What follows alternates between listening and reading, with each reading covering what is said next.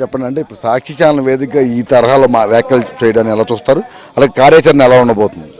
కార్యాచరణ అయితేనండి 24 గంటల్లో భారతీ గారు కనుక క్షమాపణ చెప్పకపోతే సాక్షి ఛానల్ ప్రతి ఛానల్ ముందు మేము ధర్నాలు చేయడానికి సిద్ధంగా ఉన్నాం.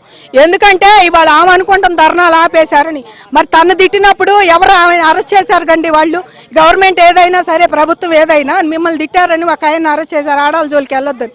ఇవాళ నీ ఛానల్లో తిడుతుంటే నువ్వు ఎమ్మటే రియాక్ట్ అవ్వాలి. నువ్వు మధ్యాహ్నానికి ఎమ్మటే రియాక్ట్ అయ్యి క్షమాపణ చెప్పాలి. నీకు ఆ విఘ్నత కూడా లేదు, మీ ఆయనకి నీకు లేదు. గత 5 ఏళ్లలో మా మీద దేశం జిమ్మారు, మమ్మల్ని తిట్టారు, మా దగ్గర కూడా ఒక రోజు రాలే ఎవరు కూడా. కనీసం నీ మొగుడు నువ్వు చెప్పలేకపోయావు, వెళ్ళు ఎందుకు మహిళలు చేస్తున్నాను. ఓ మహిళగా ఉండి ఓ ఛానల్ నడిపితే ఇంకా ఇష్టం జిమ్మావు మా మీద. అది రాజధాని కాదు, ఏడారి శ్మశానం అంటే దానికి కాజ్యం పోసారు.